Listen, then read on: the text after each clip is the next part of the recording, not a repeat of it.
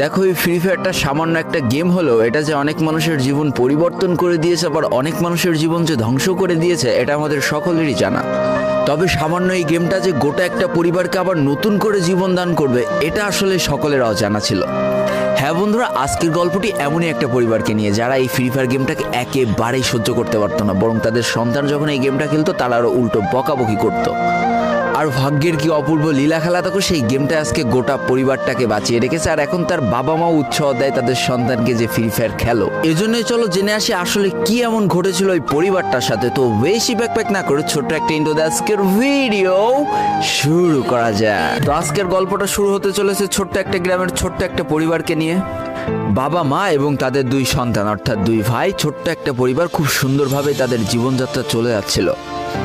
বড় ভাই একটা কোম্পানিতে লেবারের চাকরি করে, বাবা কৃষিকাজ করে, আর তাদের ছোট সন্তান অর্থাৎ ছোট ছেলে কিন্তু ক্লাস 8-এ পড়াশোনা করে।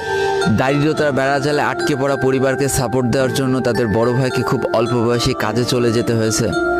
এই জন্য বড় ভাইয়ের পড়াশোনাটা ঠিকমতো হয়ে ওঠেনি। তবে বাবা মার একটাই স্বপ্ন ছিল যে তাদের ছোট সন্তান অর্থাৎ ছোট ছেলে যাতে উচ্চশিক্ষায় শিক্ষিত হয়।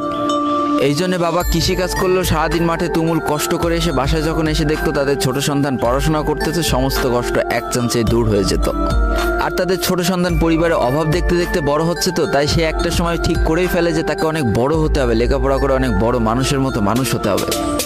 আর ঠিক এমনটাই হতে থাকে। তাদের ছোট ছেলে খুব ভালো রেজাল্টও করতে থাকে, প্রত্যেক ক্লাসে টপ হতেও থাকে। তবে তার একটা বদ অভ্যাস ছিল, সেটা হচ্ছে ফ্রি ফায়ার গেম খেলা। করোনা চলার সময় যখন তার স্কুল বন্ধ হয়ে যায়, তখন তার বাবা এবং বড় ভাইয়ের জমানো কিছু টাকা দিয়ে তাকে একটা ফোন কিনে দেওয়া হয় অনলাইনে ক্লাস করার জন্য। তার ফোনটা ছিল 3 GB র্যামের একটা ফোন। তবে এইখান থেকেই তার ফ্রি ফায়ার গেমের সাথে পরিচয় হওয়া। সারাদিন পড়াশোনার ফাঁকে সময় পেলেই সে ফ্রি ফায়ার গেম নিয়ে বসে পড়তো। আগে যেমন বাইরে খেলাধুলা করতো, এখন সে আর বাইরে খেলাধুলা করে না, ঘরে বসে সারাদিন ফোন টিপে আর ফোনে গেম খেলে। এদিকে তার বাবা মা যখন ফ্রি ফায়ার গেম খেলা দেখতো তখন প্রচণ্ড পরিমাণ রেগে যেত, এমনকি মারধর পর্যন্ত করতো যে তুই এই গেম খেলা বাদ দিয়ে দে।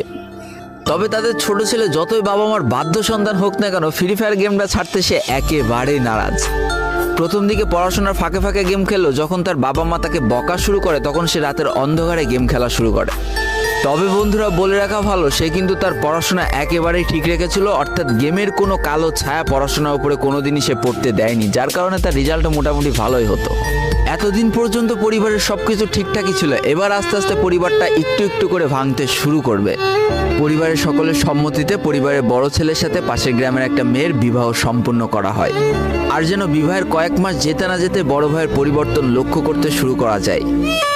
এতদিন ছোট ভাইয়ের পড়াশোনা খরচ বড় ভাই আর বাবা মিলে চালিয়ে আসলেও এখন আর বড় ভাই কিন্তু ছোট ভাইয়ের পড়াশোনা খরচ দিতে রাজি হয় না। তবে তাতেও খুব একটা ফারাক পড়ে না, কারণ তাদের বাবা এখনো শক্তভাবে তাদের পরিবারটাকে ধরে রেখেছে, অর্থাৎ বাবা কিন্তু কৃষিকাজ করে তাদের পরিবারটা খুব সুন্দরভাবে চালিয়ে নিচ্ছিল। তবে বলে রাখা ভালো, হাতের 5টা আঙুল যেমন এক হয় না, পরিবারের প্রত্যেকটা সন্তানের মন মানসিকতাও কিন্তু এক হয় না। কিছুদিন পর বড় ভাই পুরোপুরি আলাদা হয়ে যায়, তার বউকে নিয়ে নতুন করে সংসার তৈরি করে। এমনকি একটা পর্যায়ে যে বড় ভাই তার পরিবারকে অস্বীকার করে দেয়, অর্থাৎ একটা টাকাও আর পরিবারে দিত না, সমস্ত টাকা সে নিজের সংসারেই খরচ করত। 4 জনের পরিবারটা ভেঙে যায় এখন 3 জনের পরিবার হয়ে গেল, বাবা মা আর তাদের ছোট সন্তান।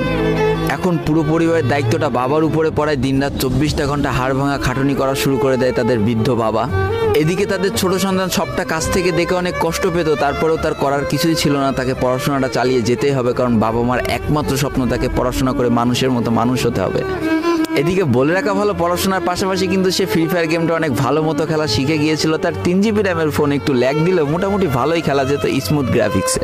এমনকি সে আস্তে আস্তে টুর্নামেন্ট খেলাও শুরু করে। আর এখান থেকে যে টাকায় পেতো, 50 টাকা, 100 টাকা, 200 টাকা যা পেতো, সেই টাকাতে তার পরীক্ষার বই খাতা কিনতো, যাতে তার বাবার একটু কম পরিশ্রম করা লাগে, কম খাটনি করা লাগে। হাই রে, পরিবারের বড় ছেলে পরিবার থেকে আলাদা হয়ে গেল, আর ছোট ছেলে চিন্তা করছে বাবার কিভাবে কষ্ট কম করা লাগবে।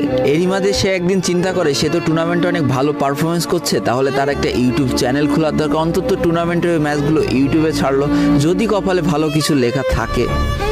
এমনই একদিন তার একটা টুর্নামেন্ট চলছিল, সে বারান্দায় বসে বসে টুর্নামেন্টটা খেলছিল, আর ঠিক সেই সময় তার বাবা হাড় ভাঙা খাটুনি করে মাঠ থেকে কেবলই বাসায় ঢুকছিল। এমন সময় তার ছেলের পড়াশোনা বাদ দিয়ে গেম খেলা দেখে বাবা প্রচণ্ড পরিমাণ রেগে যায়, আর ফোনটা ধরে একটা আছাড় মেরে দেয়, যার কারণে তার ডিসপ্লেটা ফেটে যায়। সেই দিন সে ভাঙা ফোনটা আঁকড়ে ধরে অঝরে কেঁদেছিল, তার সমস্ত স্বপ্ন যেন এক নিমিষেই শেষ হয়ে গিয়েছিল। তারপরে সে স্কুলে যাওয়ার জন্য যে টাকা পেতো সেই টাকাগুলো জমিয়ে জমে একটা সময় তার ফোনের ডিসপ্লেটা ঠিক করে, আর ডিসপ্লে ঠিক করতে 1500 টাকা লেগেছিল, আর সময় লেগেছিল প্রায় 4.5 মাস। আর এই 4.5 মাসে সেই ইউটিউব চ্যানেলের যে জিমেলটা ছিল সেই জিমেলটাও সে ভুলে যায়, অর্থাৎ তার ইউটিউব চ্যানেলটাও নষ্ট হয়ে যায়। কিন্তু পরিবারের ছোট সন্তানরা একটু ঘাটতারা হয়, কোনোভাবে কোনো কিছুতে হার মানতে রাজি হয় না, যেমন আমি। তাই সে আবারও ফ্রি ফায়ার খেলা শুরু করে, আবারও নতুন করে ইউটিউব চ্যানেল খোলা শুরু করে। সব কিছু মোটামুটি ঠিকই চলছিল, পড়াশোনাও সে আগের মতোই চলতেছে, এইদিকে টুর্নামেন্টও চলতেছে, এইদিকে ইউটিউবে আস্তে আস্তে তার সাবস্ক্রাইবারও বাড়া শুরু করে, একটা দুইটা এমন করতে করতে। কিন্তু হঠাৎ করে তাদের পরিবারটা জীবনের সব থেকে বড় একটা ধাক্কা খায়। যেহেতু তাদের বাবা কৃষিকাজ করে তাদের পরিবার চালাতে হিমশিম খাচ্ছিল, পরিবারের এত প্রেশার, 24 ঘন্টা হাড় ভাঙা খাটুনি করতে করতে একটা দিন হঠাৎ করে উনি প্যারালাইসিস হয়ে যায়। তার ডান পাশের হাত এবং পা পড়ে যায়, যার কারণে সে একেবারে অক্ষম হয়ে পড়ে। আর এটাই ছিল তাদের পরিবারের সব থেকে বড় কালো অধ্যায়। তবে সব থেকে কষ্টের ব্যাপার কি ছিল জানো? পরিবারের এত খারাপ সময়ও তাদের বড় ভাই কিন্তু তাদের পাশে এসে দাঁড়ায় না। এবার শুরু হয় তাদের পরিবারে আসল কষ্ট। না ছোট ছেলের পড়ার টাকা আছে, না বাবার ওষুধ কেনার টাকা আছে, না তাদের 3 বেলা ঠিক মতো খাবার টাকা আছে। কি আর করবে, পরিবারে এই অসহায় অবস্থা দেখে না খেয়ে তো মরা যায় না, তাই তাদের মা লোকের বাসায় কাজ করা শুরু করে দেয়। কিন্তু কাজ করে 3 বেলা খাবার জোটানো গেলেও বাবার ওষুধ আর সন্তানের পড়াশোনার খরচ চালাইতে হিমশিম খাচ্ছিল তাদের মা। ঠিক এই সময়টায় পরিবারের ছোট ছেলে সারাদিন চিন্তা করতে থাকে যে আসলে